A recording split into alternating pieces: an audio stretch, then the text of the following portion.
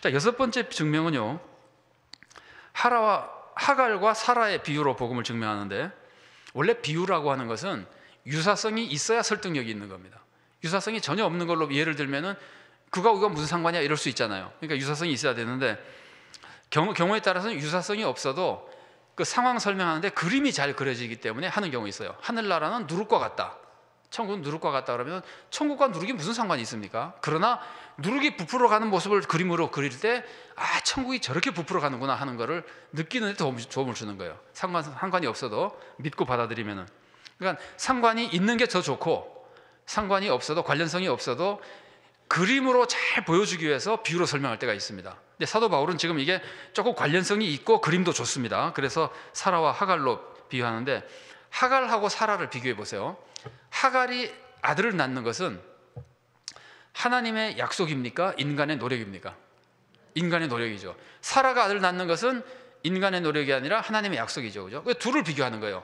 인간의 노력, 하나님의 약속과 은혜. 그러면은 하갈은 인간의 노력이죠.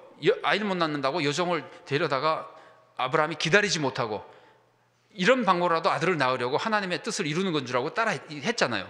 그게 이제 인간의 노력, 소위 말하는 내 힘으로 하려는 거거든요. 그게 이제 하갈이라는 거예요. 그게 바로 바울이 말하는 겁니다. 그게 율법과 같고 이 땅의 예루살렘과 같은 것이고, 진짜 은혜로운 구원은 사라고, 이 사람은 종이 아니라, 하갈은 여종이지만 이 사람은 자유로운 여인이고, 은혜로 받는 구원의 약속이고 인간의 노력이 아니라, 그리고 이것은 하늘의 예루살렘과 같은데 이게 바로 복음이다. 이렇게 해서 이 두 가지 유사성을 가진 비유를 가지고 그림을 더 확대시켜서 이 둘의 차이를 보여주면서, 율법은 한마디로 말하면은 약속받지 못하는 이스마엘밖에 못 낳는다는 겁니다. 오직 은혜로만 이삭이 태어나고 구원이 이루어진다는 겁니다. 구원의 역사가 이루어진다는 겁니다. 이게 바울이 설명하고 증명하는 방법입니다.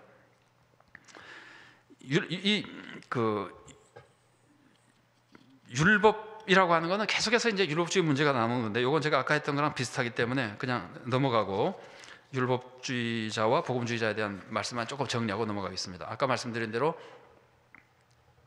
율법주의자는, 아까 제가 남을 무시한다 그랬잖아요. 이 하갈을 잘 보세요. 하갈이 잉태하고 나서 어떡하죠?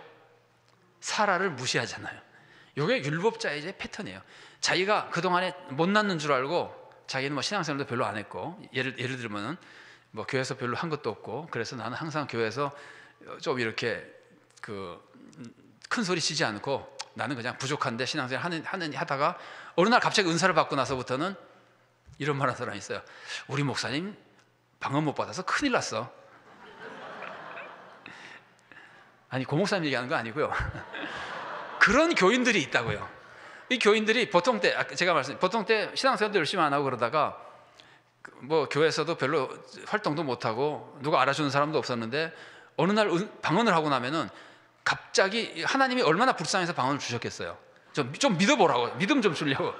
그러면 방언을 받은 다음에는 이게 최고인 줄 알고, 그다음 자기가 최고인 줄 알고 한다는 말이, 그래서 한국의 우리 교단에서 한동안 은사를 굉장히 싫어했습니다. 은사는 좋은 건데도 은사 받는 거를 싫어했습니다. 왜냐하면 교인들이 은사 받으면 꼭 그런다고, 이거. 우리 목사님 방언 받게 해달라고 우리 같이 기도하자. 그 속에는 우리 목사님 방언도 못 받았대, 이런 얘기거든요.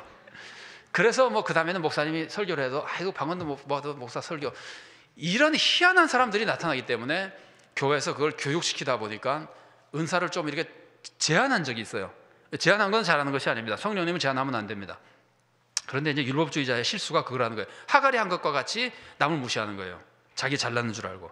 그리고 이 율법주의자들은 경쟁합니다. 외형만 보니까, 외형은 눈에 보이기 때문에 자꾸 경쟁합니다. 그래서 교회에 분열이 생기고 교회가 파괴되고, 여러분 아나니아와 삽비라가 거짓 헌금을 할 때 거짓말을 했죠.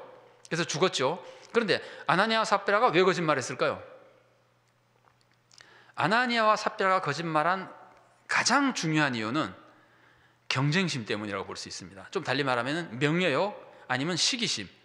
왜냐하면 다른 사람들은 다 갖다 바치고, 아나니아 삽비라가 사도행전 5장 1절에 나오는데 그 바로 앞에 바나바가 다 갖다 바쳤어요. 그러니까 사람들이 다 갖다 바친 사람마다 다 칭찬하잖아요. 그러니까 아나니아와 삽비라가 다 갖다 바치기에는 돈이 뭐 형편이 안 되고 자기 뭐 계획도 있고 욕심도 있고, 그러니까 일부 바쳤는데, 일부 바친다고만 그러면은 아무런 문제가 없는 겁니다. 그것도 훌륭한 겁니다. 그런데 이 남에게 지고 싶지 않아서, 자기를 드러내고 싶어서, 이 명예욕 때문에, 이것도 일종의 율법주의적인 외모를 보는 비교의식 같은 것 때문에 결국은 다 바친 척 거짓말했다가 아나니아 삽비라가 죽임을 당하는 거거든요. 비참하게 망하는 거거든요.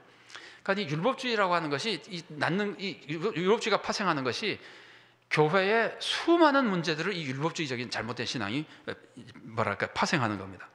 그러나 복음을 믿는 사람은 그러지 않습니다. 예수님의 은혜로만 구원받는다고 하니까, 도대체 내가 예수님의 은혜로만 구원받았으면 다른 사람에게 할 얘기가 뭐가 있겠어요? 내가 한 게 하나도 없는데. 그러니까 다른 사람들도 다 존중하게 되고, 다른 사람들도 다 포용하게 되고, 경쟁하지 않습니다. 외모를 전혀 보지 않으니까. 그래서 사랑과 평강의 교회를 이루게 되는 겁니다. 아무쪼록 우리 모두가 오직 하나님의 은혜, 예수님의 은혜, 이 은혜로만 구원받는다는 이 복음의 진리에 굳건하게 설 수 있기를 바랍니다. 여기에 굳건하게 서기 위해서 꼭 필요한 것이, 율법이나 내 행위를 의지하면 안 된다는 이걸 꼭 반드시 알아야 됩니다. 그래서 우리는 율법주의에 빠지지 말고, 오히려 나는 나만 가지고 보면 너무나 부족한 죄인이고, 예수님의 은혜를 의지할 때 비로소 구원한다는 것을 깨닫고, 그 구원받은 거에 대해서 나는 한 것 없이 받았으니까 진심으로 감사하며 사랑하며, 그 사랑의 마음으로 헌신하고 순종하고, 그리고 그 마음으로 이웃을 바라보기 때문에 다른 사람들도 항상 존중하며 화목한 아름다운 교회를 이루어갈 수 있기를 바랍니다.